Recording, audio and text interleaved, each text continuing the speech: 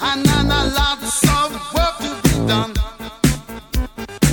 No place to hang out or washing, and then I can't blame all on the sun. Oh no, we're gonna rock down to Electric Avenue, and then we'll take it higher. Booyah! And it's time for the Game Sports Show, the Twin Sault's only local, regional, and national sports show. It is your host, David McCaig. It is September the 25th, 2019, and I'm here inside Sportscenter Bar and Grill, the Sault's best sports bar, 3 years in a row here on this famous 75-cent wing nights. It is a great atmosphere, as always, here at Sportscenter, where you can get those delicious wings, pizza, beers, great service, anything you want, you get it here at Sportscenter Bar and Grill. So make sure to come on down to Sportscenter tonight or at any time.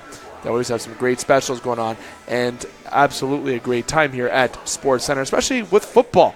They have their Win 4 tickets giveaway where you have a chance to go to the Miller Lite Tap Room inside Ford Field in Detroit to see the Lions play. Make sure you check out Sportscenter and their Facebook page, Sportscenter Bar and Grill, as well for some extra details on that. You must be 18 years of age or older to participate in that contest. Our board operator tonight will be Scott Nason. The assistant board operator is yours truly. And you're listening to the show on thegamesportshow.com, thegamesportshow.podbean.com, or through our YouTube channel, or you've been directed here through one of our social media pages or partners' social media pages. In particular, with our social media pages, it's at The Game Sports Show on Facebook and on Instagram. I'm here joined right on part one, the introduction by Matt Premo and Justin Hykel. Getting to the fellas right now. Matt, how you doing, my friend? I'm great. Excited to be here back at SportsCenter and enjoying a nice cold beverage and talking sports. We were off last week due to yours truly having a concert to go to. Dean Brody and Dallas Smith was that concert, so we had to combine our show on Thursday at Northern, and it was a long show in terms of combining and going through everything, but we enjoyed some great beers there as well. But you can check out that edition from Thursday on our Podbean page, and also with our Monday and Tuesday show just yesterday and the day before on our Podbean page and website and YouTube channel, and Sue Online, on TV, Facebook, everywhere you can access us on, and you can watch us and hear us. Can't get rid of us here on the Game Sports Show. But Justin Hykel. Justin, my friend, how you doing? Not bad. It's like we're catching each other every 24 hours this week. Yeah, we are. You'll be there tomorrow. Yeah. Northern Superior Brewing Company with myself, be you, Alex Parr, Brendan Brooks making his debut as an analyst on the show, and with Trevor Gillies making an interview appearance on the show. Just give him a little check out. It's going to be a funny and hilarious interview tomorrow. You think Barstool's good? Wait till you hear tomorrow's interview. That's the expectations I got. Aiming high. Go for the big dog, eh? I like that. Barstool. We're going to get our own vodka then? Or? I never tried. I need to try. Well, Buddy Spencer ordered some. I'm kind of excited to try it out. Is it expensive? Oh, well, you can only get it in the States, and see, he somehow had it delivered to his house. So why can't I go over across the river when I do our show over there and pick it up at a liquor store? or Walmart. In theory, I'm assuming you could, but I'd like to go get it at a Walmart there across the river. I'm sure to check that out Monday. I think they're lobbying to get it into Canada. I saw a little promo there. Annett is trying. Yeah, he's trying hard to get it. He thinks it'll fly off the shelves here. Well, in Canada. it's delicious. Dane tried it. He got it because he was able to get it. And he sent me a Snapchat, Dane Hancho, to our listeners. And not if anyone doesn't know who he is, he's one of our analysts here on the show in the winter months. He got it and said it was delicious. So enough promo with the pink Whitney, though, but I can't wait to try it. But we got an action-packed show, as always, here on the game. We got Tom Annett coming up in the next part of the show, and then after that, we're continuing in the pocket with NFL news, Week 3 and Week 4 discussions, predictions. And if we have time, we will have a Part 4 for some round table discussions and some hot topic in sports, and maybe even dive into some basketball if we have time. And once again, that is if we have time, but we'll make that announcement after Part 3 if we do have that time, because we do have to follow time constraints here on the show. So, fellas, without further ado, that is today's agenda for the show. We're going to take our first break here on the introduction. Very quick and dirty introduction. When we come back, Tom Annett will be coming on the show to join myself and Matt Premo. Justin, you'll take a break, enjoy some beer and some food here at SportsCenter before we bring you back for Part 3. You're listening to the Game Sports Show, the Twin Sault's only local, regional, national sports show. We're going to take our first break. When we come back, Tom Annett joins us. Don't go anywhere. The Game Sports Show wants to thank its original home, partner, and sponsor since 2015, Sportscenter Bar and Grill, named the Sioux's best sports bar for 3 years in a row. Sportscenter Bar and Grill is located on 624 Wellington Street West in Sault Ste. Marie, Ontario. Make sure to come on down to Sportscenter to enjoy the great atmosphere with great cold beverages available, including those delicious Molson products. Don't forget about their famous 75-cent wing nights on Wednesdays. They're truly the best wings in town. Like and follow SportsCenter on Facebook at SportsCenter SSM. We look forward to seeing you today. SportsCenter Bar and Grill, the Sioux's best sports bar. Welcome back to the Game Sports Show. It's your host, David McCaig. I'm here joined once again by Matt Premo, and we're inside SportsCenter Bar and Grill. Famous 75-cent wing nights here at SportsCenter. Don't hesitate to come on down to SportsCenter and enjoy some delicious wings, some pizza like Matt, myself, and also Tom, who's our special guest, and we get to in just a few seconds, are enjoying, along with some cold beer. It is a great atmosphere all the time here at SportsCenter, so come on down. And we continue our action-packed show, as always, getting into part 2 of the show. And without further ado, I'm going to introduce our guest, Tom Annett. Tom, you're no stranger to the show. How are you doing? Great, thanks, Dave. Definitely. I'm absolutely happy to have you back. You're going to have me and Matt talking to him. Let Matt do a lot of the spearheading here as well in terms of getting questions and discussing here. But how's everything going with the season and the team so far this year? So far, so good. We're 2-0 in league play. We had an exhibition against Escanaba, Michigan. We didn't win that one, but that was an excellent team we faced. But a few, nicks and bruises and stuff, but we're healthy now going into this game, so we're pretty excited about that. Definitely. You guys are off to a strong start. You guys defeated Spear Heights 34-13 last week.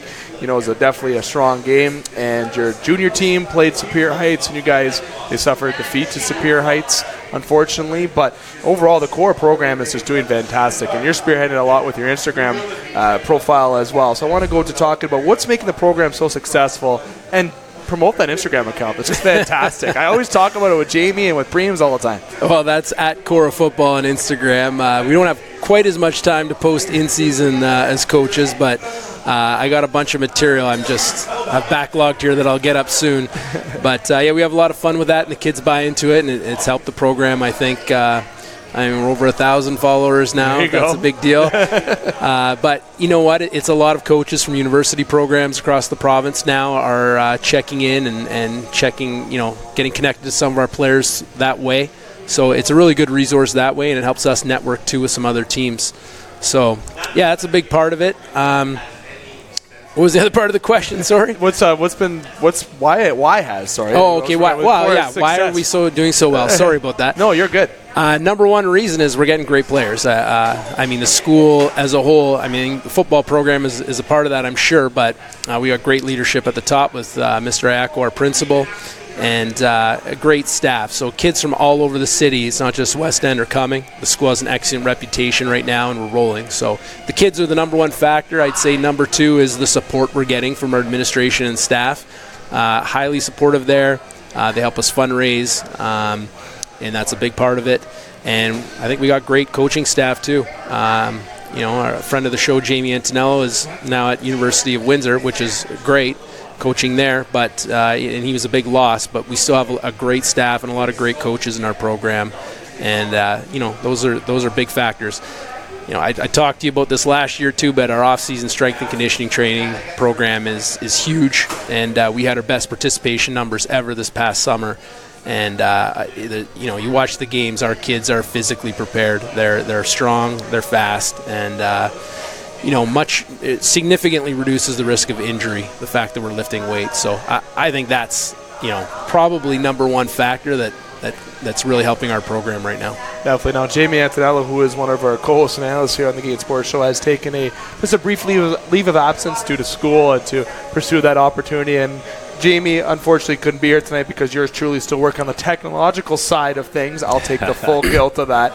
Jamie, I can't wait to get you on, brother, again, but hopefully it'll be next week when we did promise this week, though, Preem, so I feel like I'm lying over here. But speaking of technology, the last time Tom was on the show, we were still talking out of either the Yeti mic or the cell phone. But this is the first time that Tom has been here, and we actually have a mixer and headphones. He was impressed when he walked in the door. I saw him like, what? He's probably like, what the heck? We have a banner in the background. We got the mixer going.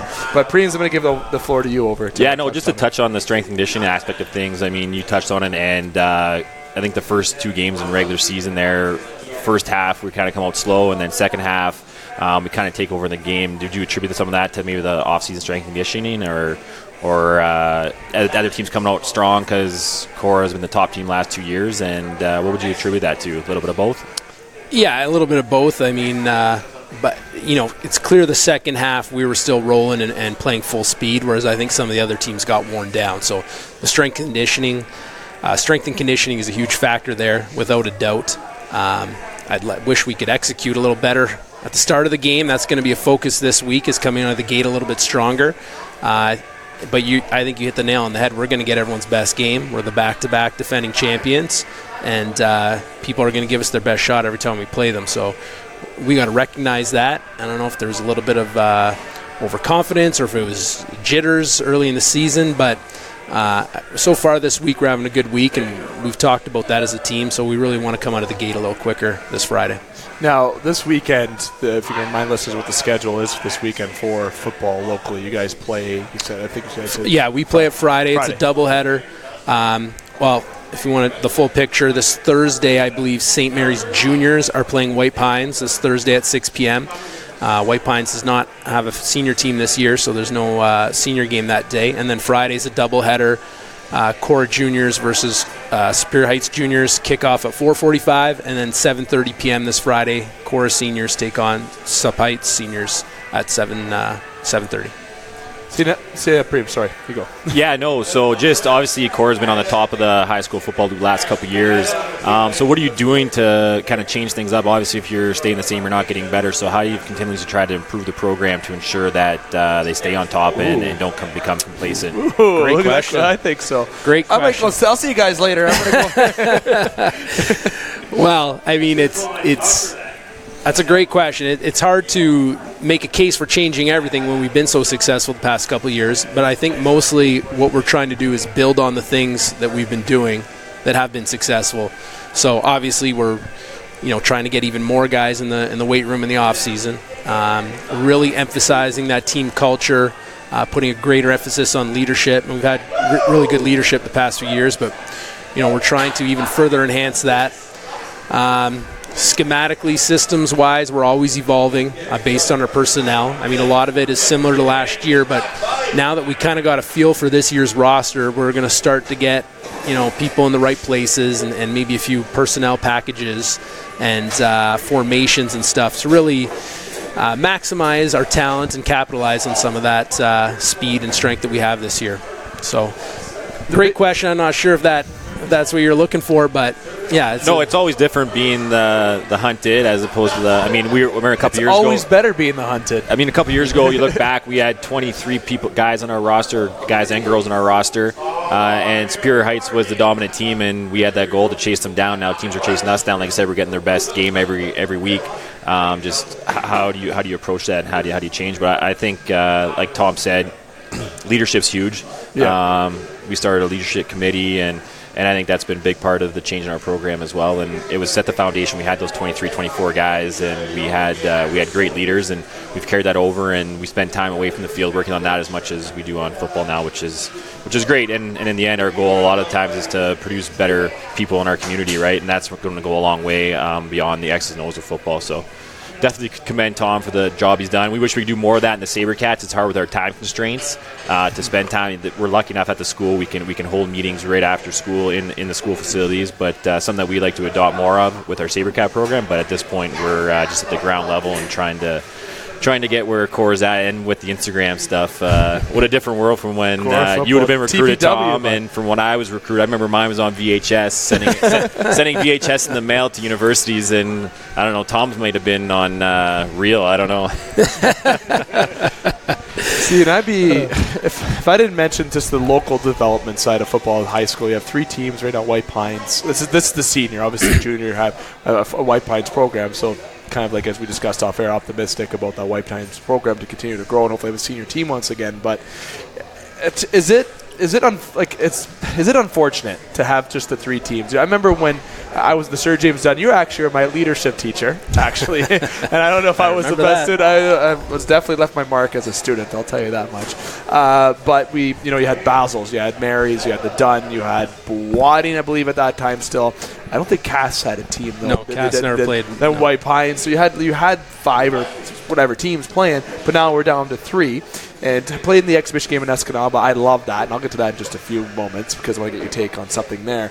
But having the 3 programs, do you think that still makes for an effective caliber of football, or do you want to see the league kind of expand to maybe play teams in Sudbury, the league expand, or is that even possible? Well, there's definitely some logistical issues there. In the perfect world, we'd have our 4 teams or even more, but we only got 4 high schools. Yeah.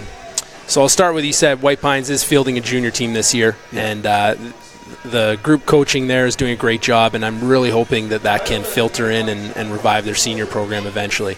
It's not tough to it is tough to walk into that situation there and try and build the program when it's a little behind or down right now. So my hat goes off to all the coaching staff there, and they are doing an excellent job. In terms of where do we go from here, if there are just 3 teams next year or a few years down the road,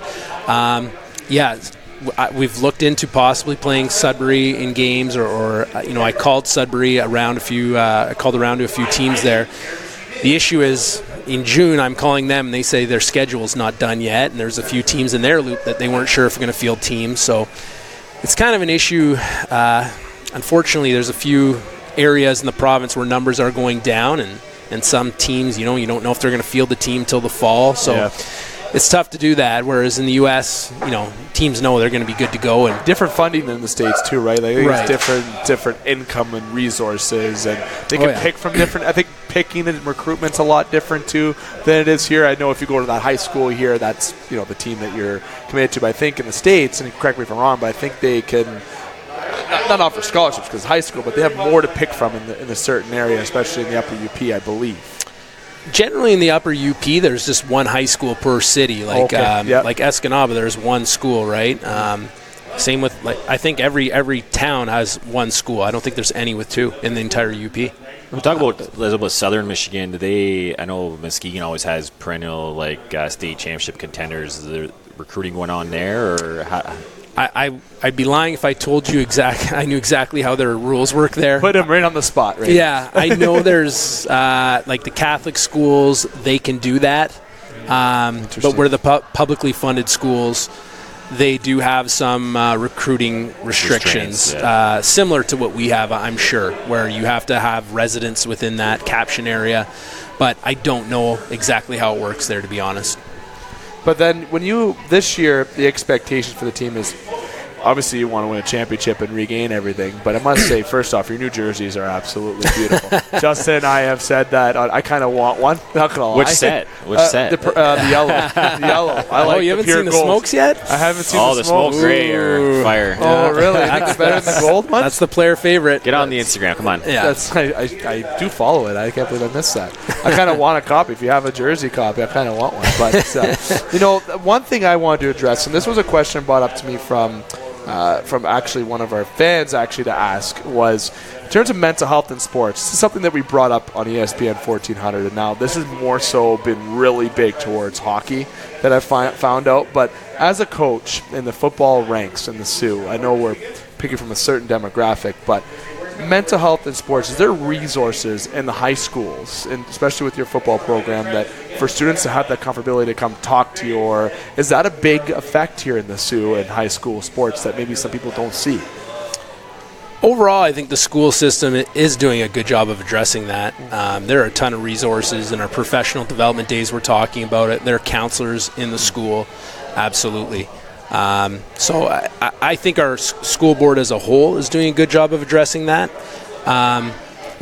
But within our own program too, I think our coaches do a really good job. It's just another set of eyes, another person who cares for each kid in the school. We're someone they know they can come talk to. Without naming any names, obviously, but I've had a number of our players come in with issues, and they're dealing with different things in their lives, and I think just having another adult, I think, that cares about them, that loves them, that can help them out, it means a lot for them. So we know our players, I try and, communicate that my door is always open. I've helped a lot of kids in our program, and I'm happy to do it. I'm happy to do it, and that's one of the reasons why we coach. So, you wish you could help every kid in the school, but it's no secret you got a stronger relationship with those kids on your team. You see them daily. there's a mutual respect and caring for each other. So I think that's one of the great things about sports, and I find that too when kids are involved in a team. That's a huge support network they have. And I know a lot of people, I've had some friends that struggle this when you're with a team.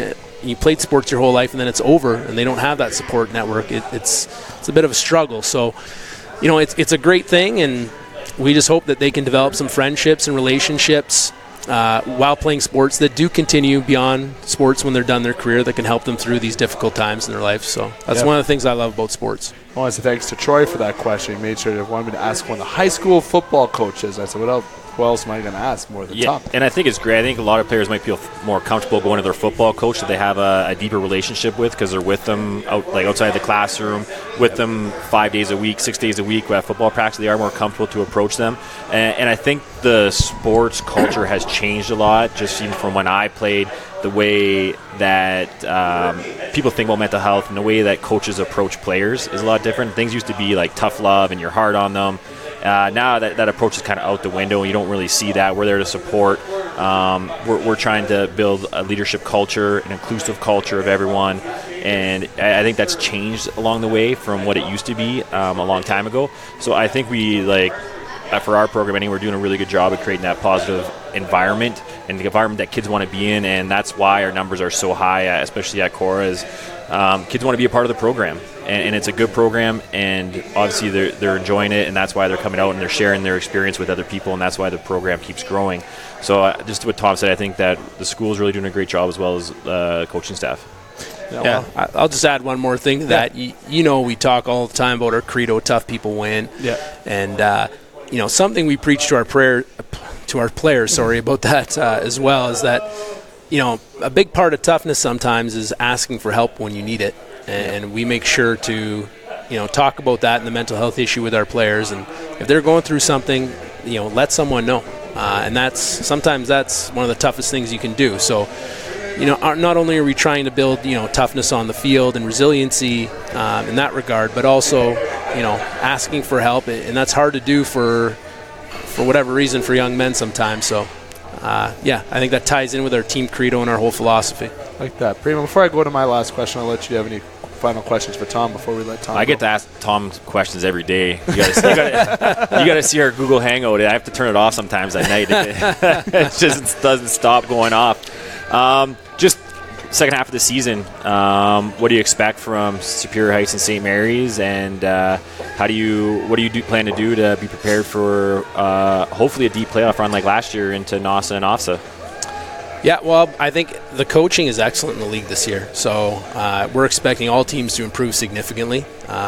Superior Heights bringing in Paul Rossetti, who's a former coach with University of British Columbia. He did some really great things, and I thought they game planned very well against us last game. And St. Mary's has a great staff too. A lot of new young coaches on there with CIS experience too. So anyway, we got to keep improving as well. I think staying healthy is a big part of what we do.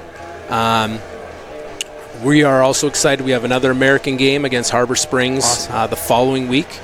So we're excited about that too.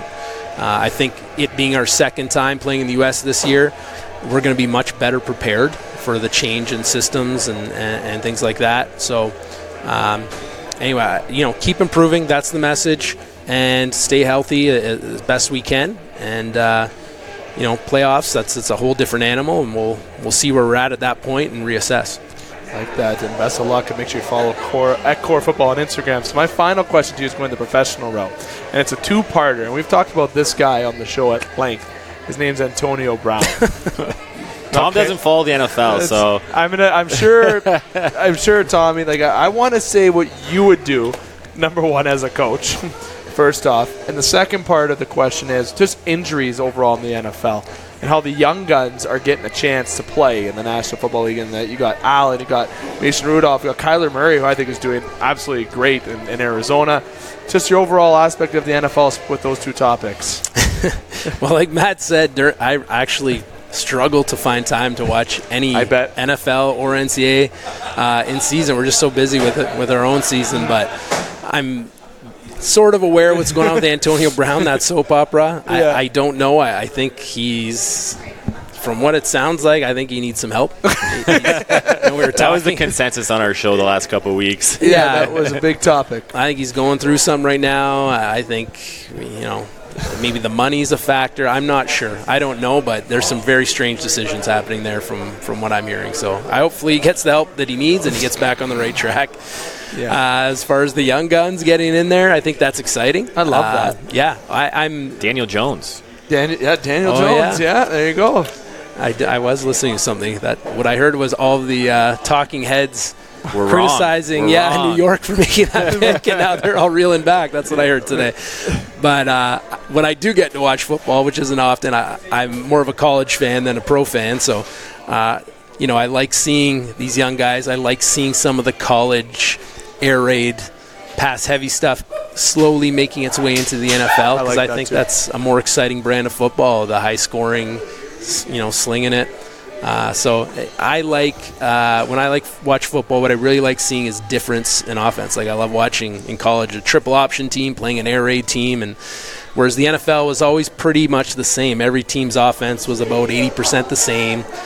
So I'm hoping we get to, we go off and see some more variation and differences in offenses in the NFL, because that's the part that excites me the most. It seems like all these sports are into a young man's game. Everything, NHL, baseball, football, basketball, we're not seeing that as much, I would say, but football is definitely something that's exciting to see. Yeah, I think you could attribute that to the caliber of coaching you're getting at younger levels now. I think the stuff that we're introducing these players in high school and then what they're going to do in college is far greater to what it was back in the day. So they're coming to the NFL and they know a lot of this stuff already, or whatever sport. I just say I attribute it to coaching, and obviously athletically, younger players are typically more athletic. It's the mental side of things, but when we're coaching them to a caliber where they're getting that at a younger age, they just seem to be more successful when they enter the league. So I think you can attribute a bit to that. Now you have Gardner Minshew, thank you, who is probably the most favorite player of everyone in the National Football League. Tom probably doesn't know who we're talking about. He's got the best stash. Washington State. He just from Washington State, rookie from Washington State. Yeah, he's coming for Nick Foles after breaking his collarbone. Yeah, I remember him in for he's Washington an absolute beautician. He's become a cult legend already for especially for Barstool. Doing band work in his athletic supporter in the change room with aviators on. So. And apparently just a picture of this character this guy is. Apparently his endorsements, but I won't jump into that right now. I'll tell Tom those off here. Tom, I want to thank you for coming on, and we'll look forward to having you on again soon, my friend, with yourself and other football coaches on a nice little panel, hopefully in the coming weeks. My pleasure, Dave. Absolutely. Dave McCaig, Matt Premo, this was Tom Annett with Korah Football. We're going to take a break. When we come back, we're going to bring back in Justin, with myself. Yeah, you haven't let him talk yet even. I have not let him talk yet. We've been sitting there patiently waiting, so we're going to get to part 3 of today's show in terms of national football continuing in the pocket. Don't go anywhere. You can follow The Game Sports Show on Facebook and Instagram at The Game Sports Show. Welcome back to The Game Sports Show. Dave McCaig, Matt Premo, and rejoined by Justin Hykel, continuing our In the Pocket segment here on The Game Sports Show, the Twin Cities' only local, regional, and national sports show. And we're inside still, of course, Sportscenter Bar and Grill, 75-cent wing nights. You got to come down and enjoy the wings, pizza, beer. Everything's just perfect here at Sportscenter, which is why it is the city's best sports bar 3 years in a row. Spoiler alert, quoting Jamie Antonello here, that it's going to be 4. And you have a chance to go to the Detroit Lions game inside Ford Field, inside the tap room. You have a chance to win 4 tickets to do so by coming to watch football on the Thursday, Sunday, or the Monday. Now, fellas, continuing our In the Pocket segment, going to the National Football League.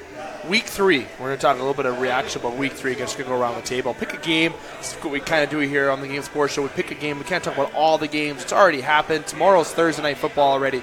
Just a game that stuck out to you the most to discuss. Now, I think there's a lot to discuss, and I'm going to start off here, fellas, and I'm not going with the Pittsburgh Steelers game because I don't want to go there taking my host hat off or my fan hat off for a second. I think Mason Rudolph did a very good job there in replacement of Ben Roethlisberger against the 49ers in a 24-20 loss. But the game that I want to go to is, and I'm really debating going towards if I want to go towards the Lions game or if I really want to go towards the Rams and Browns. But I'm going to go towards the Rams and Browns. Okay, that was my game of the week that I chose last week. And the Browns losing by a touchdown you know what, I feel like there was some untimely penalties and kind of the Browns didn't really play that disciplined football they could. Odell Beckham only had 56 yards with 6 receptions. You know, he didn't have a touchdown. Jarvis Landry didn't have a touchdown. Their touchdown came from, you know, Demarius Harris got a touchdown in that game. And then also even Chubb ran for 96 yards in the game. I just really feel like the Browns didn't really play as good as they could. It seems like they're still trying to get things going over there. Todd Gurley, 43 yards. You know, he didn't have a touchdown in the game. 2 touchdowns came from Cooper Kupp and 101 yards there. Brandon Cooks had 112 yards. Robert Woods, who's on my fantasy team, only had 40 yards. So offensively, it wasn't a game that I predicted. I thought it'd be about a 40-32 or 42-35, something like that game. It was an absolute gunslinger of a game, but it wasn't. You know, the defense wasn't too bad for either team. And overall, I just feel like it was an exciting game for some Sunday Night Football and overall the National Football League, but it wasn't the game of the week that ended up to be. The Rams improved to 3-0. The Browns go to 1-2, and the Rams are for real. You know, I like this team all around.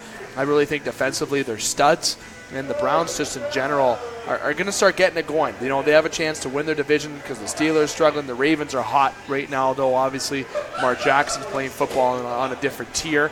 You know, even the Bengals. Got to watch out for the Bengals. There could be a sneaky team in there. Still early in the year, so the Browns have a chance to rebound despite this 1-2 start, but the Rams are just looking absolutely unreal. And I must say, before passing over to Justin, my fantasy football team had 185 points last week. Okay, absolutely throbbing and shit-kicking everyone in my league last week in terms of points. I was excited last week, especially if you're a Mike Evans, if you had him in your fantasy, or Christian McCaffrey, Russell Wilson. I had all those guys. I was loving it. So that is my reaction about Week 3. I loved some of the offense, and my favorite game of the week still was the Rams and Browns. Justin? I mean, just to touch on the Rams and Browns things a little bit, I'm kind of buying into the overhype train on the Cleveland Browns right now. Their offense looks a little disorganized. No one really seems to... Baker Mayfield's apparently overrated, according to Rex Ryan. I don't know that Baker Mayfield's overrated. I just think they got to simplify it. They got to tone it. I think their O-line hasn't been good at all. They got to figure it out on the O-line. Every time he dropped back, he looked uncomfortable. Well, he's got pressure all the time. He looked uncomfortable, and he always... I mean, he wanted to get out of the pocket immediately. He didn't want to sit in there. It was like this, and sometimes it was phantom pressure. He wasn't actually getting pressure, but he felt like he was getting pressure. Just got happy feet. And he's used to playing on the run. In college, he did it on the run. He had success last year, moving, throwing on the run. But when teams know who you are now and they get that pressure and they know you're going to flee the pocket right away, they can plan their coverage around that. I think there's a stat on Sunday Night Football.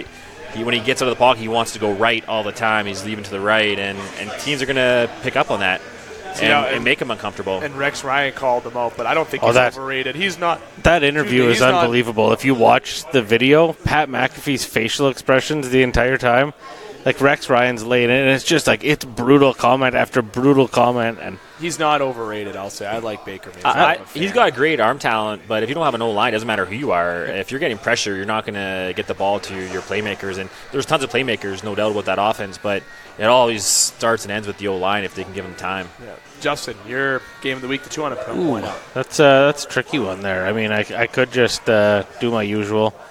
Or you could change it up. Jump on the Colts train. I mean, they played the Falcons this week, so shout out to Dane. Yep. It was me against Dane matchup. I was going to send him a Snapchat, and I didn't because I figured as soon as it's bad karma, Vinatieri will miss a kick or something else. But T.Y. Hilton went down at halftime that game. I think, 7 of Jacoby Brissett's 10 completions in the first half were to Hilton. Brissett was almost perfect in the first half, except for one incompletion in, I think, the last 2 minutes.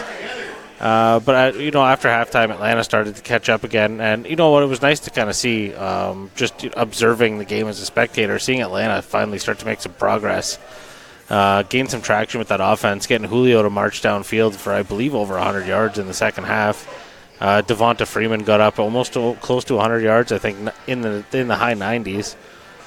So it was nice to see Atlanta kind of march back and maybe stay alive a little bit in that division right now, with New Orleans being a little banged up, Carolina being a little banged up, and Tampa not really knowing where they're at right now. So it was nice. The Colts got a win. They can keep status quo in the division with my buddy Gardner Minshew also lighting it up in there, and Deshaun Watson's not looking bad either. So Deshaun Watson is AFC South's looking tight, but Yeah, I'll stick with that one for my my pick this week. What the usual route? Preems to you. This is tough because my Giants got their first win of the season. So that I enjoyed watching that game. I watched that game in the entirety. Daniel Jones looked excellent. NFC Offensive Player of the Week this week. As a rookie, his very first start in the NFL, he looked comfortable in the pocket. He made plays with his feet. He made plays with his arms. There's a lot of critics that have to eat their words right now for criticizing the Giants drafting Daniel Jones.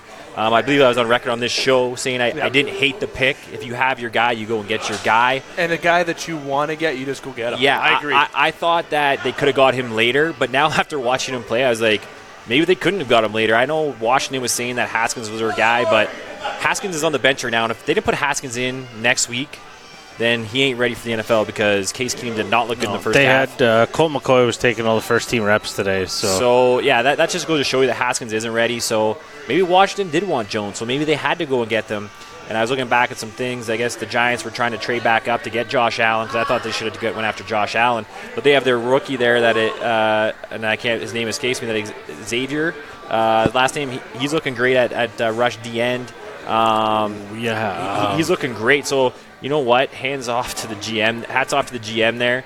I think they did a good job. Daniel Jones looked great. Obviously, the missed field goal at the end. Tampa Bay had a chance to win it.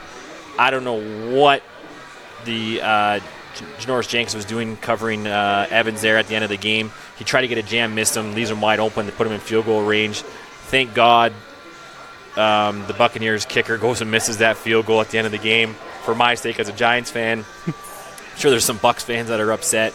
But that was a good game. Giants down 18, I believe, at one point in the game, and then Daniel Jones marching back in the second half. Coming out the gate, Evan Ingram catches a big touchdown, a nice catch and run, 74-yard catch and run. He looks great this season. That's another young player at the Giants. So I think they got things going the right direction. As a Giants fan, I'm happy to see this.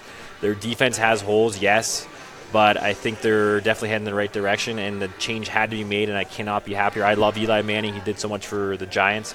But I'm glad they went with the young guy. You see all these young quarterbacks across the NFL, and that's what their head coach even said.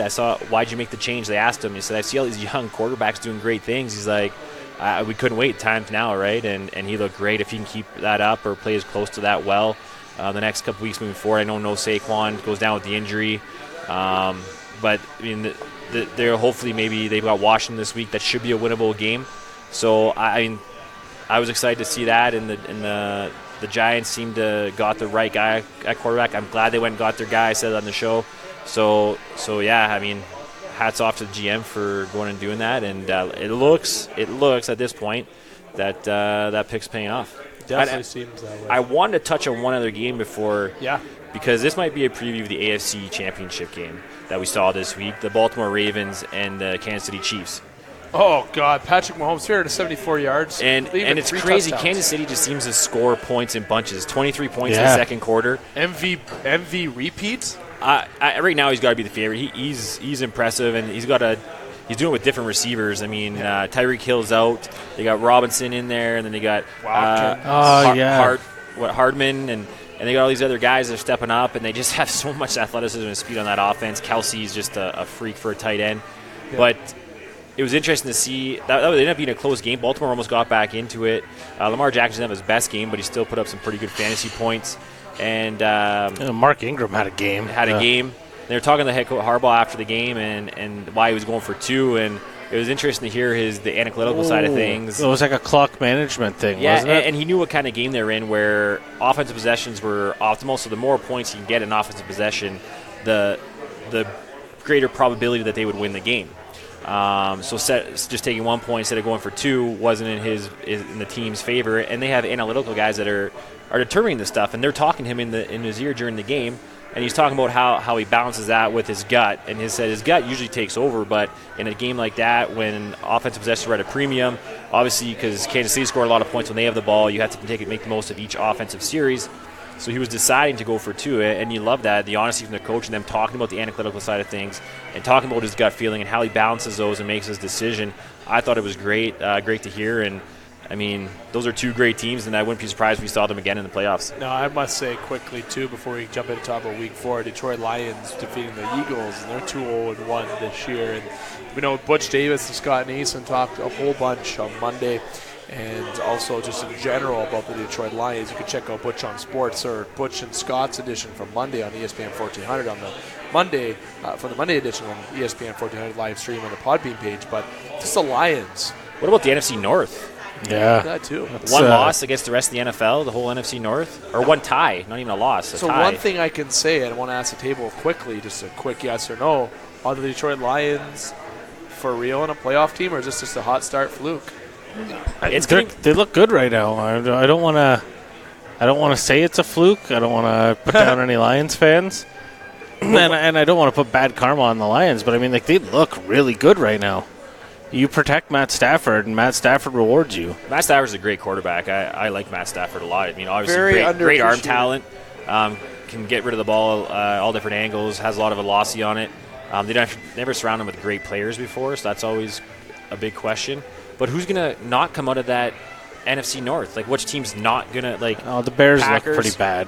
Their defense is... Yeah. I mean, they were playing Washington, so you got to take that with a grain of salt. But that defense, even Week 1 against the Packers, that defense looked... It's like Trubinsky just hasn't... 2-1 Bears, mind you.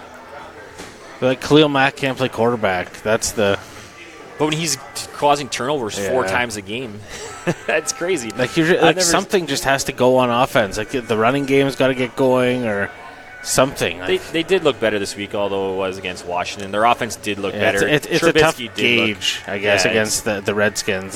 But I think it'll be a big test when they start playing these divisional games, I think. That'll be when we'll see who's at the top of the NFC North, who's at the bottom. This week you have...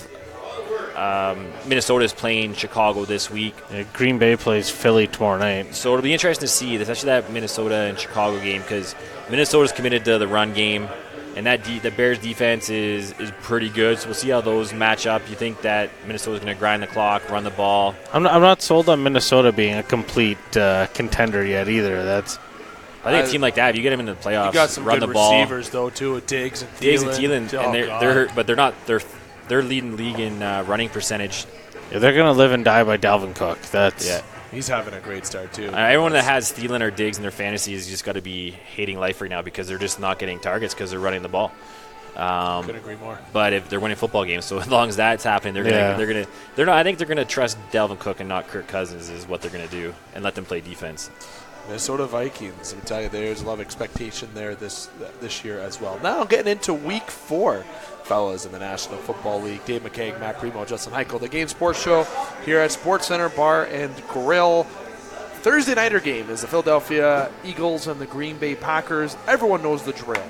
Okay, we make our predictions. We put them down. We make a quick little 10-second spiel about the game that we're predicting on, and we keep moving on. So we're going to start around, and it's going to be again at random, because now that we're back to 3, who's going to pick first, so nobody thinks that someone's picking based on somebody else. And just Dave. I got blamed for that last year while I was tied with Jamie for first place in the Pick'em Trophy race. And then I started picking first, and I kept up still, I must say. But moving on, Green Bay, Philly. I'm starting with it. I am going to go with Green Bay. I think that's going to be a popular prediction here. The Green Bay Packers are looking solid. It goes without saying. Aaron Rodgers, everything's just really clicking in Green Bay. So I'm going Green Bay, and that's my thought. Primo. Yeah.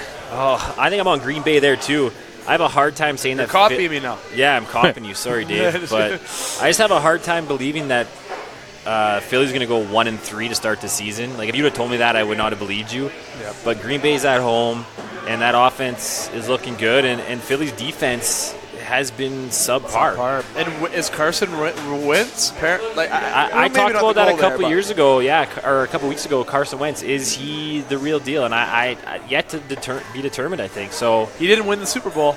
It wasn't him. Well, he won one, but he wasn't the reason why. Yes. He won. So I'm with Green Bay here. I mean, that offense is looking good. That defense is flying around in Green Bay. They're young, athletic defense, just making plays all over the field. I like what they're doing. Short week, don't have to travel. I got Green Bay. Like that. Justin. Yeah, I'm all over the Packers on this one. I mean, it doesn't look like Deshaun Jackson's playing for Philly again. Aguilar couldn't catch anything last week. Alshon Jeffrey is back at practice today, but still, I mean, they've got a plethora of running backs, but again, you're still pretty one-dimensional. Yeah, hopefully Miles Sanders get in for a touchdown. I got him. But, I mean, the Packers' defense has looked unbelievable this year, and Aaron Rodgers kind of looks re-energized playing on a team with a defense. The defense was just so old in years past, I think. It was the same thing. It was just the same thing over and over. These young guys flying around making plays. It's great to see. Giants, Redskins. So we had a clean sweep of the Packers. I'm going to go to Justin first. I'm taking the Giants on this one. I'm buying into the Daniel Jones hype. And in no relation to my fantasy team whatsoever, Wayne Gallman, let's do this, buddy. Wayne Gallman was the waiver wire pickup of the week, I think. I had someone in my fantasy pay $41 of their $100 allowance for him this week. Good for you, whoever that was. That was a desperation move right there. I like that. You're going with the Giants, Prince? Yeah, I got the Giants. Hopefully get a winning streak going here, and Danny Dimes can keep it up. I'm going to get everyone mad at the table. I'm going Redskins. I'm going to say the Redskins are going to snap the losing streak. I think Daniel Jones is the real deal, though.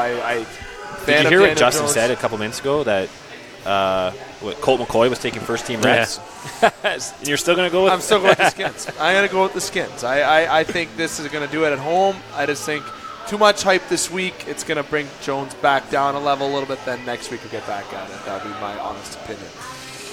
Chiefs-Lions. I got to go with the obnoxious pick here again. I'm going Lions. I'm buying the Lions trains. MV repeats with Patrick Mahomes. They're on the road. Just everything's really flying there with the Lions. And they're actually they're roaring on opponents is what I want to say. I don't know if that's the right term. Pounding, whatever you want to say. I just feel like they're doing well. They haven't killed any team, so maybe pounding's not the right word. But I think I'm buying into the Lions hype. The Chiefs are an amazing football team, don't get me wrong, especially offensively with Mahomes at the helm. But I just got a feeling about the Lions this week. They're going to stay undefeated in regulation. Justin. I think this is going to be a shootout. Not going to be a whole lot of defense in this game. Nope. I think it's going to come down to, the old pro-line tie. So I'm going to take the Lions and Matt Prater's leg in this one. Wow. Another Lions. Both you guys in the Lions. I would not expect that. I'm going to be taking this game in live in person, actually. I'm going to be down in Detroit watching this game. Excited to watch Patrick Mahomes in person. That's a goodie. It's going to be exciting to watch. That offense, Andy Reid, it's something special. It's great. It's fun to watch. See if you catch Jason Amadio on the sidelines working for the Chiefs. I don't believe he's there anymore. No? I think he's moved on. If I'm not mistaken, I have to look into that. But I think he was there last year, and then he's moved on to another position with another. I think it's a university team in the States, but I'll have to look into that. Either or. Good for him. Yeah, he's great. He helped us out with Sabercats plug here. He'd come home in the summer from being at school, and he would work with the Sabercats, and he was an athletic therapist with the Kansas City Chiefs last year, and gave back to his community, come back home, and he was a former Sabercat player, and just an all-around great guy, and we were lucky to have him part of our program for a brief period of time, but all the best to him, and he did great things last year. We saw him on the sideline rocking the mustache last year. Yeah, the mustache was solid. And I think he's moved on. I have to look into that to confirm, but yeah, just all-around great guy. But I'm on the Chiefs here. This is a Super Bowl contending team, and I don't think as good as the Detroit's been, they're not a Super Bowl contending team. This is where you start to see a little separation. So I got the Chiefs here. Not a clean sweep on the Lions. I will say that I have picked the Lions each game this week, or this year. I was on the Lions last week, too. You were on the Lions last week. Justin was not on the Lions last week. I believe he was on the Charger. No, I lied to you. I'm looking at week 2 there, fellas, based on our calculations. But me and you did have the Lions, and so did Justin. It was actually a clean sweep for the Lions last week as well. I was on the Lions on week 2 as well. I got them against the Chargers. Yeah, you did. The Lions get a lot of love on this show. See, I got to look back at these stats here. Make me look good. But week 4, going into game 4, Titans, Falcons. Sorry, Dane Hantrow, analyst of the Game Sports Show. You got disappointed by the Colts, and I think you're going to get disappointed once again by the Tennessee Titans. I'm saying Marcus Mariota is going to run a couple touchdowns. Derrick Henry is going to get a couple touchdowns. I think the Titans win by 2 touchdowns here. That's my bold prediction of the week. Justin. I don't know on that one. I think the Falcons are probably going to build off of last week and beat up on the lowly Titans. The Titans haven't done a lot to impress me. I mean, week 1, their defense looked really good. Derrick Henry's been good, but Marcus Mariota, it's really tough to play quarterback when your offensive line is behind you. Like every single snap, they're all. And I love my Marcus Mariota, Oregon Duck alum. That they have really good offensive linemen. Like when they came out of college, and all like these guys come to the NFL and they just shit their pants. They don't know what happens every time. Like I feel bad for him. The guy's gonna get shelled every single game. But no, I'm taking the Falcons in this one. Yeah, Mariota hasn't looked good. But like I said, the O-line hasn't been great. But I don't know. How long does the Tennessee Titans wait before they give Ryan Tannehill a shot? How long do you wait? I think he doesn't play this year. Not at all. No. I don't know. I think that they might want to make if things keep going because Mariota has looked bad. Not only has he had pressure, but the throws he's making haven't looked good. He doesn't look comfortable. Yeah. And who knows what it is? I mean, quarterbacks go through funks, kind of like you see baseball players go through funk, and like we're talking about Baker Mayfield, you feel that phantom pressure sometimes. It's not actually there. You just don't feel comfortable. So maybe he's going through something, but I got to go with Atlanta here. Atlanta, the big win against Philly. Then they come back, put a solid effort against Indy. Indy looks like they're going to be right now they're like one of the top 10 teams in the NFL. So, and they kept it pretty close. So I got Atlanta winning this one. The Falcons for you, Justin. Titans for me. Game 5, Browns-Ravens. I am going to start with Premo. Wow, this is another one. It's hard to believe at the beginning of the season that we'd say Cleveland's going 1-3, but it's going to happen. I got Ravens winning this one. Justin. I don't see the Ravens dropping a division game, but I definitely see this being one of those annoying, like 14-13 score games. Classic AFC North. Yeah. I'm going Browns. Browns bouncing back and to get to 500. So Baker Mayfield's going to shut up Rex Ryan this week. Raiders, be a big win for him. Would be Raiders, Colts. I'm not going to Justin first. I'll go first. I'm going to go with the Indianapolis Colts. That's where I'm going. Very simple. Now I'll go to Justin. I think the pick is obvious here, but I'm a little cautious. The last time the Colts and the Raiders played, the Derek Carr left the game with blown out knees, so maybe he's a little hungry to get some payback on him. Breams. Yeah, the Colts, like I said, top 10 team in the league right now. As good as Oakland's look pretty good in a couple of their games. Obviously against Minnesota, they're not so good, but they look decent. But Hilton's playing, right? I think Hilton's full practice. I don't know. He hasn't. I don't know. There's been a whole lot of practice this week. He's been there, but it's been limited. If he's re-aggravated that quad injury from last year, I'd be totally. Me personally, be okay with it. They just sat him. Yeah. I just think they're such a good overall team.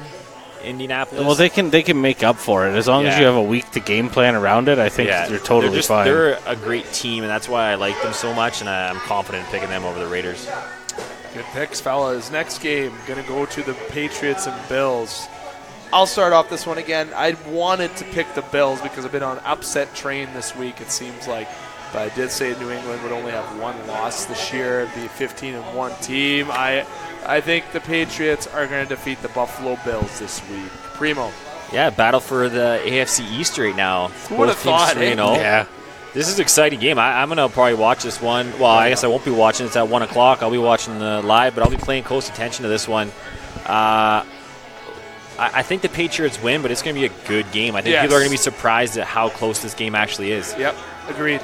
I'm taking the Bills. Justin, sorry. Bills? I'm definitely taking the Bills. I mean, I'll take it. I'll pick against the Patriots every week. It's going to be a field goal difference or a point difference this game. As much as people may disagree, I think it's going to be a very good football game. I think it's going to be a difference. Like, I don't know. Maybe it's Josh Allen's coming out party. Oh, imagine go 4-0. Beat I am fascinated at how comfortable that guy is running the ball, and like he's a truck when he does it too. He's a big boy. He is a big boy. Yeah. I dressed him last week in my fantasy, and I left Russell Wilson on my bench. But I still won. I'm non-PPR. Still scored 135 points. So my team's rocking and rolling right now. But in that fourth quarter alone, he was sitting at like 7, and he came back, got 12 points in the fourth quarter, and just him running the ball.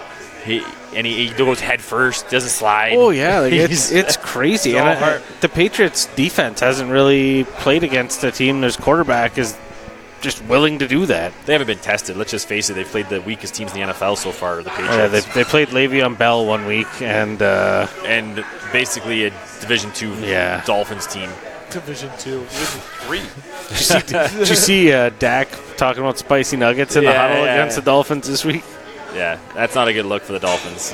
They're in rough shape. I didn't know spicy nuggets were a thing, so. Yeah, hey, that's a great deal. It's Burger King, no. Oh, Burger King has Yeah, that? I think it's Burger King. You got Really? check it out. I like that. Dave McCaig, Matt Premo, Justin Hykel talk about NFL and a little bit of spicy McNuggets or spicy nuggets. Spicy something. Spicy.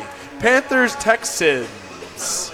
Next game, fellas. Get into. I'm going to Justin. Yeah, I'm just going to straight up take the Texans in this one. I think Kyle Allen's probably going to be competitive, but Deshaun Watson and the Texans are hungry. They want to make the playoffs. They're in it to make a statement this year. Breams. Yeah, I think you hit the nail on the head. You got Kyle Allen versus Deshaun Watson. Yeah. We're going Texans. Yeah, couldn't agree more. Clean sweep on the Texans. Chargers, Dolphins. Is this another clean sweep? Do we even have to go to this? I think we can just all agree. Are we going all Chargers or someone? Is anyone surprised that the spread's only 16? That could change by the weekend. You know who my defense is in fantasy? The Chargers this week. I'm pretty excited about that. Surprise. Probably the number one picked up defense. Yeah, the waiver No, I had them since the start. The of the waiver year. wire pickup of the week. Yeah. Every week, whoever's playing the Dolphins. Buccaneers, Rams. Again, I'm going to go first. I think it's going to be clean sweep for everyone, but I'm going Rams. Justin. You know, I really I hope want. Evans has another good week, though. I really want to take the Bucks. I like that defense. The Bucks are like a good quarterback away from being a really decent team. Like like how you Jameis put Winston that. just. Maybe trade for Eli Manning. I just don't get him. Like I want to believe he's going to be good.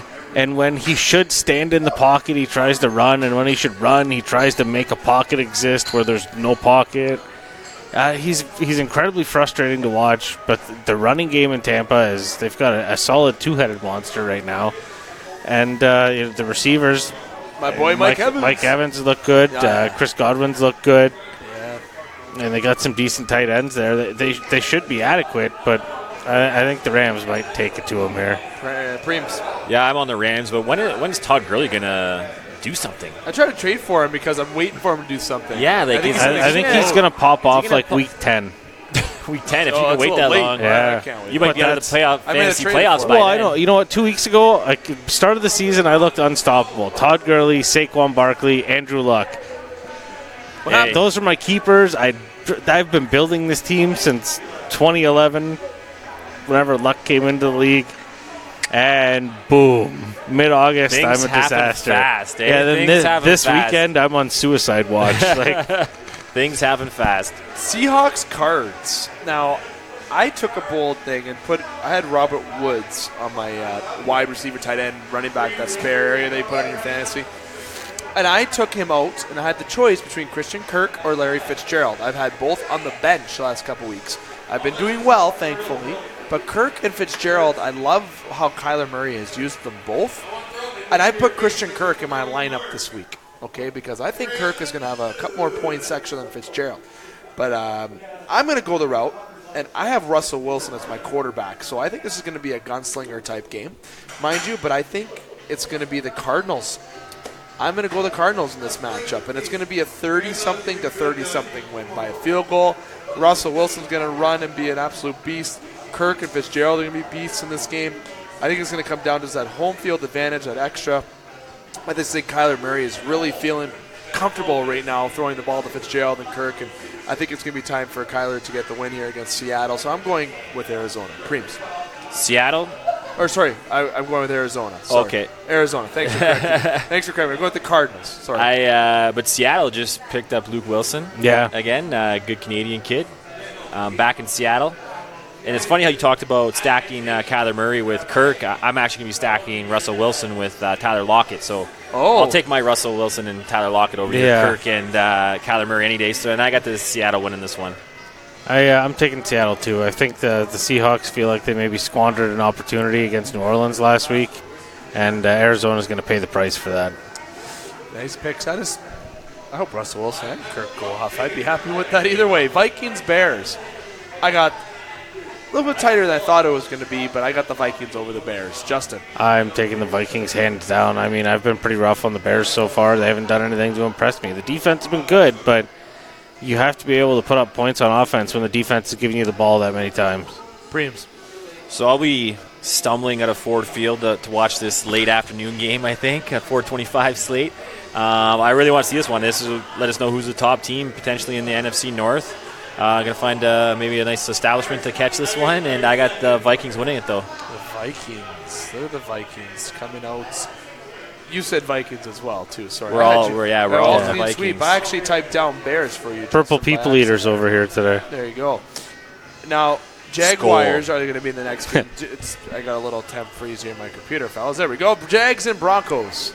I'm taking the Jags. My boy Gardner Minshew the second, and his dad Flint. His dad is Gardner Flint Minshew, but he likes to go by Flint. Funny unknown fact. Did you see the interview with him last week where like his dad is a brick shithouse? Yeah. Like they asked Gardner if he could outbench his dad or outlift his dad, and his dad just butted in and said no. No, yeah, not a chance. The best is the meme I saw is Gardner Minshew went to university and told his dad he was the head of the household the now. man of the house. Yeah. That was good. How does Gardner Minshew perform at altitude, though? I don't know. It looks like that the Jaguars could be missing Jalen Ramsey. He had the birth of his one of his children. He flew away from the team. He's been sick, so he might not be playing this week. I think the Broncos get their first win this week. I'm on the Broncos. I actually was typing in Broncos for my pick while you're saying that as well, so I'm going the Broncos because if Jalen Ramsey certainly doesn't play. It's a big loss at Jags. And also, playing at home, the Broncos need to get that win. I think this is the week to do it. Cowboys Saints. This is actually my game of the week this week. And I don't know if it's anybody else's. Very tight. I was really thinking the Seahawks Cardinals even because some young guns in that game. I was also looking at the Patriots-Bills, obviously given the impact in that game. But just the Cowboys-Saints, Dak, Zeke. You have Teddy Bridgewater coming in and doing a pretty good job from replacement Drew Brees. Kamara is doing well. Obviously, he's an absolute truck. Kamara is. So this is my game of the week. It's a Sunday nighter. I got to go in my decision. I'm going to go with the New Orleans Saints. And it's going to be a close game, but a very good one. Justin. Is it in New Orleans or is it in Dallas? It's in New Orleans. The refs are going to shaft them. Dallas wins. Oh, wow. Preems. We talked previously on the show about the potential AFC Championship matchup. Yeah. And this could be the NFC Championship matchup come the end of the year. Not the Rams? I don't think the Rams make it back there. No. I don't know. Just based on the game last week, they didn't look as good to me. They still beat Cleveland, but I don't think Cleveland's very good. And Todd Gurley, I don't know what's wrong with them. I don't know if they have the running game that they did last year. But I think this one, I'm going to go on the Saints as well. Saints for sure, but you went Cowboys, Justin. Interesting. Last game, the Monday Nighter, and I will be watching this as I hope the Steelers can get into the frickin' win column this week. I am picking Pittsburgh. That's it. I got no reason. I'm just upset. Even though they traded for a tight end today, I would like to maybe see them save some draft picks. But Pittsburgh winning against Cincinnati. I got a reason why they're playing Cincinnati. As bad as Pittsburgh is, Cincinnati is worse. So yeah. So you got the Steelers. I'm on the Steelers here. Man, Justin. every Monday Nighter has been absolute trash. I know. Like, why don't they do like a contest in the summer or something where you have like a fan vote? Like, just give like 2 or 3 games they could pick from every week that could potentially be the Monday night, and put the onus on the fans. So then when the game sucks, there's no one to complain to. Let's just hope it gets better. If it's bad now, hopefully come the end of the season they get better. I think some of these games were potentially going to be good games, and then either starting quarterback goes down. This was a divisional game. Usually divisional games are good. The Thursday nighters have been better than the Monday nighters this year. Yeah, which is typically the exact opposite. But hopefully it changes, and we see some better Monday night games. I'm going to take the Bengals in this one, though. Wow. Give me your reason. I got to fucking know this reason.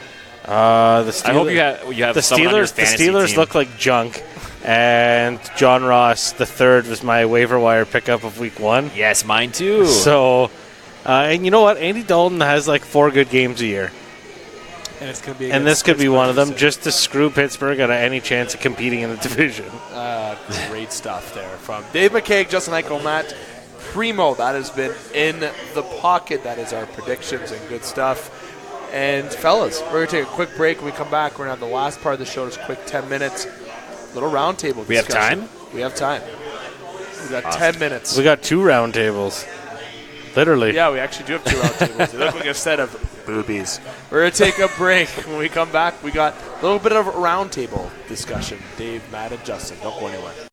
The Game Sports Show is pleased to shout out a partner, additional home, and sponsor to Northern Superior Brewing Company, located on 50 Pym Street in Sault Ste. Marie, Ontario. Northern Superior Brewing Company having a strong presence locally with many beers to offer. With much involvement in the community of Sault Ste. Marie, Northern has a sport and friendly-like atmosphere within its tap room, and during the summer months, it is a must to visit Pier 55 to enjoy some delicious food, amazing view of the water, and view of the Bush Pulling Museum right on the cusp of the Hub Trail, and of course, all of that down with a delicious brew from Northern Superior. Northern Superior Brewing Company. It's a northern thing.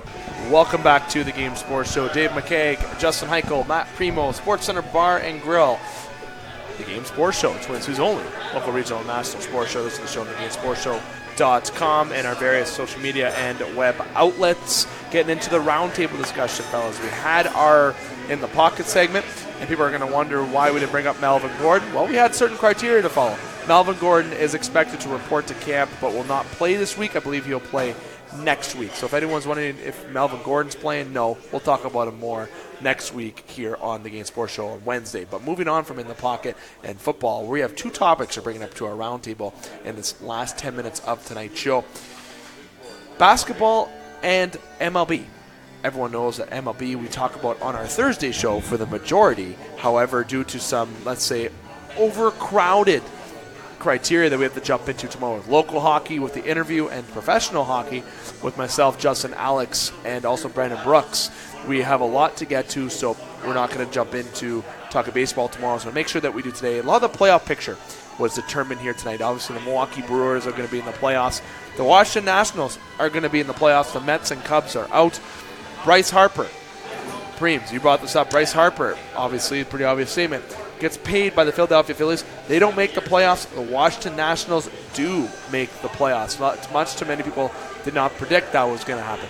You have the other side where you do have the Yankees in there.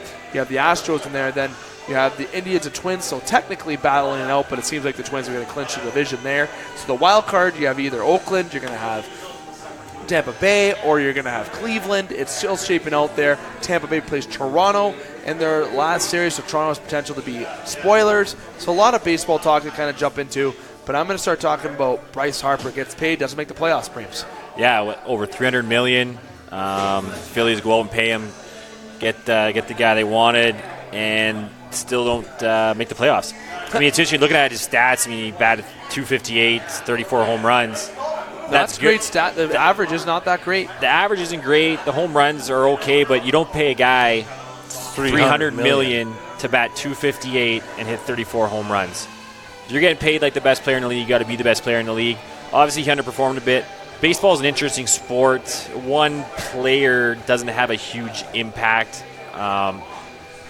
Just pitching seems to do. Pitching seems and it's not one pitcher. You have to have a collective staff. You gotta and have now a rotation. it's like the point where teams starters won't go as long, and they'll use 3 relievers in one game to get to the closer. So there's a lot more than like one starting pitcher. Pitchers don't pitch 9 innings very often anymore, unless it's the playoffs. You see guys go a little bit deeper. Or if a guy has a great game going with their pitch counts low, they'll go the distance. But you seldomly see pitchers pitch 8-9 innings. 7 is considered a long outing now. You get guys going 6, and then they'll bring in a middle reliever, and then they'll go match up, and they'll bring a left-hander in versus a left-handed hitter, right-hander versus right-hander hitter in these matchups to get these outs. And you'll see it in the playoffs. Teams won't let a starter go very long, even in the playoffs. He's struggling a bit. They'll transition. So it's one player can't dominate in a baseball game like potentially a top-level quarterback can in the NFL. If you have the best quarterback, you're going to have a chance to win games. In the NBA, if you have the best player in the NBA, you can take over games. Letters show that. You can't take over games. You only bat maybe maximum 4 times a game, 3-4 times a game, so you're only going to get to impact the game. Defensively, you may get the ball hit to you 3-4 times a game. So it's hard to have a greater impact in baseball. So it's not all on Bryce Harper. Obviously, the team didn't play well around him. But when you play a guy, you want to see a little bit better statistical output from him than what he had this year. And he's a great baseball player. Don't get me wrong. I mean, it was probably a down year for him, but he'll turn it around. But you don't pay a guy to not make the playoffs, because that's when a lot of these teams can generate revenue is during playoff runs, right? And not being there it's hard to pay off back that Well, yeah, that's like they gotta. The Phillies are going to be able to pay that contract by making the playoffs. Yeah. I mean, like most teams are break even at the end of the season, and their profits, like Premo said, are in the playoffs. But I mean, I've heard this on a couple other radio shows today, and you hear in a couple different places. You got to kind of start to think that it's true that he leaves Washington, and Washington makes the playoffs. That team starts to play a little better, gel a little better, and he already had some rumored character issues coming out of Washington. You bring this guy into a locker room in Philly. I mean, Philadelphia is a city, too, though, that expects immediate success, and the pressure there is going to be a different animal than it was in Washington. But you have to kind of think with maybe that there's the character issues carry over, and does that poison a locker room, or not necessarily poison an entire locker room, but influence some other players negatively? You see, and you have the other side of the division where I thought the Phillies were going to be a great team, and then you obviously have the Braves that are great to watch, and Stroman having the comments that he did, saying, rubbing it into the face of the Yankees, how Cashman said that Stroman hardly would even be in their rotation, and Stroman's had great numbers, but let's make sure we tell here that Stroman had those great numbers when he was with the Jays. He had a 3.0-something ERA with the Jays. Now it's 3.50-something. That means it went up a whole 0.4 points since joining with the Mets. So, you know what? At the end of the day, that the NL has been very competitive and very interesting this year, all in all. But the Phillies, I think, will be able to buy another contract. They know they're in win now mode. They'll do something there. But my big story here, obviously, is how Toronto can play spoilers to Tampa, but the Houston Astros, I just can't see anyone beating this team. I'm sorry. The Houston Astros are going to be World Series champions. In my opinion, I'm sorry, Yankees fans. I'm sorry, Braves fans. I'm sorry, Dodger fans, and everything of such. It's going to be the Astros winning the World Series this year. Any final thoughts with the MLB? Yeah, the Astros, their starting rotation is it's unreal. I mean, they lost Aaron Sanchez. I mean, that trade doesn't look as bad now. The guy can't stay healthy. No, and it's a finger issue again, isn't it? It's crazy, that damn finger. You think you'd be able to figure this out with medical technology. But yeah, when he was with the Jays, it was his finger. He missed all these starts with his blistering of his finger, and you think with all of our medical, we could figure something. Genie's still healthy, at least for Houston? He's barely played that much. And then they got Osuna there in the bullpen, too, right? All these ex-Jays. And Ken Giles has been lights out for the Jays. Derek Fisher looks like a good, promising prospect. Yeah. They made some good moves in their prospect. Yeah, they still got Verlander. Their starting rotation. Verlander's. Yeah, their starting rotation's awesome. They're going to be good. Houston's going to be good. Obviously, Yankees are going to be a quality team come playoff time. Like their starters aren't going to be able to compete with the offense of the Astros. And Stroman, if he was listening to this, he would get a chuckle. They need Stroman in that starting rotation because that rotation has not been the greatest. Yeah, I like Stroman. I think he'd be great. I mean, if the Yankees GM saying that, I think he's out to lunch. I think they wanted him. The Yankees wanted him. Oh, 100%. The reason why they didn't want him is because the Jays said, give us Garcia. Give us your top pitching prospect. And the Yankees like, nah. But the Mets have prospects to burn because of all the young talent that they have. So here's Kay and Woods. And that's what they were able to pony up the cash. And Cashman, pun intended, wasn't able to. So, yeah, back to the Jays, though, trying to knock off Tampa. Jays got a 3-game stint against Tampa on the weekend. Washington is playing against Cleveland. So Washington's already clinched. Cleveland, if they win those 3 games, Cleveland could leapfrog Tampa Bay for that second wild card. So, I mean, obviously Tampa Bay is going to be motivated to win one of those 3 games. They're playing a Toronto team that wants to play spoiler. It's some good experience, though, for those Jays. It's good. Last 3 games this season, it's the reason for those young Jays guys to get up for a game. They haven't been up for a game in months, probably. All year. Well, when they got called up, they may have been excited the first time in the major leagues. And they've actually played pretty well. The last 2 months have probably been a grind for them. But the last little bit, it's like, what are we playing for? And now there's a reason to play. You guys can play spoiler and see what they have. So it'll be interesting to watch. And I love playoff baseball. Looking forward to October starting and get into the playoff run. Then after that is full hockey season basketball mode, which transitions and football. So next Tuesday, baseball playoffs start. Wednesday, hockey starts. Thursday night football. Oh, it's big. It's big week next week. And don't forget local sports. And I'm moving in next week, so you got your keys next week. Got to get the couch in, get cable hooked up on Tuesday, and 58. But it's big enough. Yeah. NBA, fellas, we went overtime a little bit on the MLB stuff, but just quickly the NBA. Season preview, the Raptors are defending champions, which I love that. We got to see a championship. We all got to see a championship in Toronto. But someone, and we're not really going to dive into a full a preview of the season, because we're going to save that for another edition of the show later on before NBA starts. Preseason's not until October the 4th. But the one thing I want to bring up, and why I brought the championship, was Klay Thompson brought up a very interesting topic, saying that if he didn't get hurt, Golden State would have won the championship. Now, first off, Klay, you were there for majority of the finals. Majority, missed a game, then you got out of that last game. Kevin Durant wasn't there in the finals. If you had Kevin Durant, then I could agree with that statement. Kevin Durant played 36 seconds. Almost 2 quarters, yeah. And he was lights out. Yeah, he was lights out. If he would have played the entire series, I actually think Toronto would have lost. I'm sorry, I'm a Raptors fan, but I think if Golden State was healthy, it would have been a much different finals. I really think Kevin Durant has that impact. We talked about how a player can impact in the NBA. Kevin Durant is that guy. And Klay Thompson saying the comments they did, I really don't think he made that big of a difference. They're coming back in that game. There was a lot of momentum, but I feel like Toronto had that game 6 in the lock either way. Yeah, I mean, those comments, obviously someone posed the question to him, so he's going to obviously comment, and he thinks he could have an impact on it, and obviously he's one of the best players in the NBA, but you can't negate the fact that Toronto played them twice in the regular season last year, won both games. They won games 1 and 2. When Durant came back was a game... So it was game 5. Durant came back, and it was already 3-1 at that point. Yeah. In the series, and then Klay gets hurt in game 6? Game 6 in the last 10 minutes, but he didn't play in between one of the first 3 games. Yeah, he missed a game in there too. He missed a game as well in the finals. And it was in Golden State when he got out. In my opinion, you can say what if that. I think the Raptors were the better team. They showed that at the start of the series. They showed that in the regular season.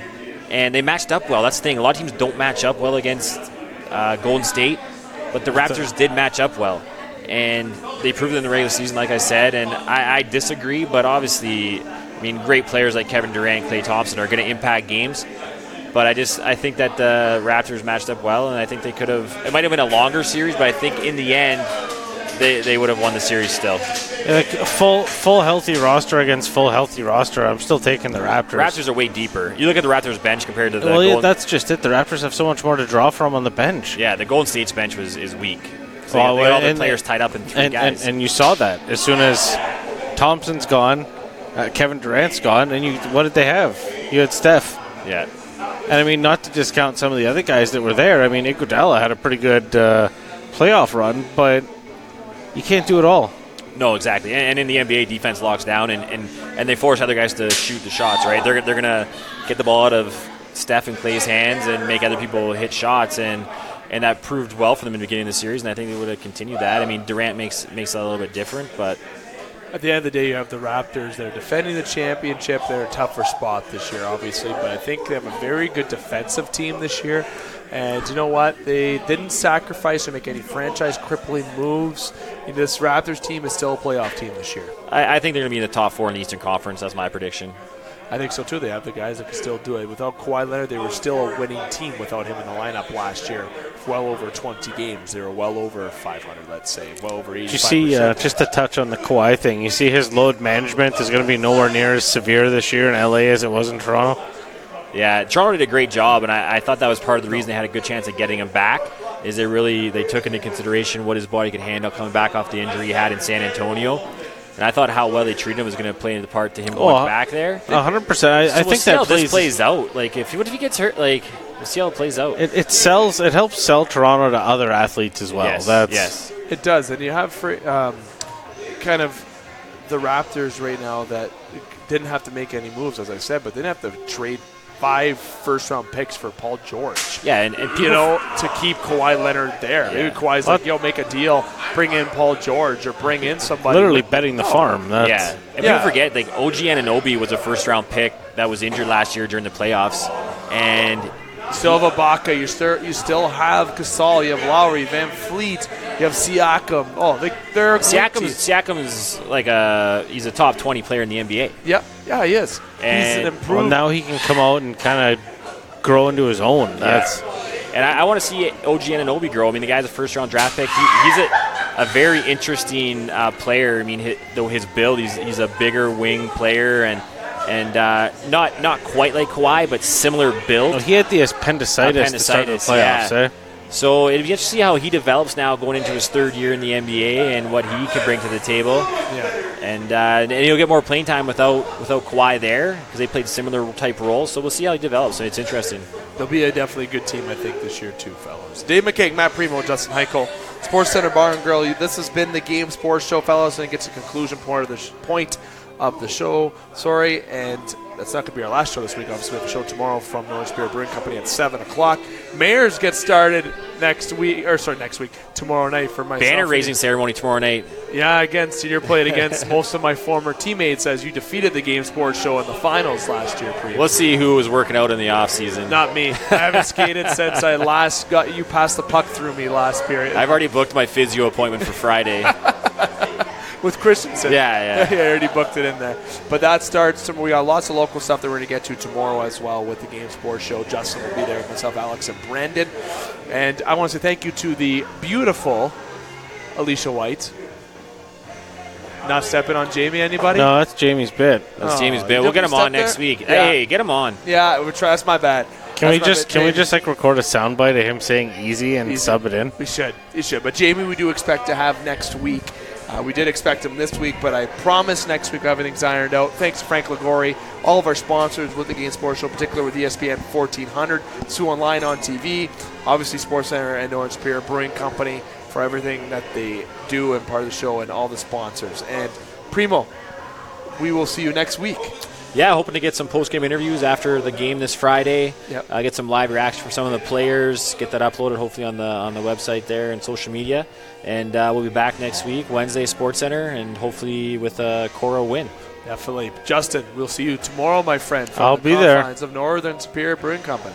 Another night with some more tasty brews down in Northern. Delicious. Yeah, brews. my first time last week. I just missed you. You left before I got there, and we were enjoying all the beer there. We tried it all. We had more than 2, 3, 4 anyway, and we got a cab home. though. We got a cab home though. It goes quick sometimes. A couple growlers for the road too. Yeah, a couple growlers. You got to go see. I drank those this weekend. They were delicious. They're gone. Absolutely. The Heffenweiss. Everything's just the Heffenweiss and the 11 p.m. 17 North. I got to go restock actually. And they have something else that's going to be released soon too that we can't talk about. It's going to be absolutely delicious. I may have had a sneak might have been sneak taste of that. And I can tell you it was also delicious. So good.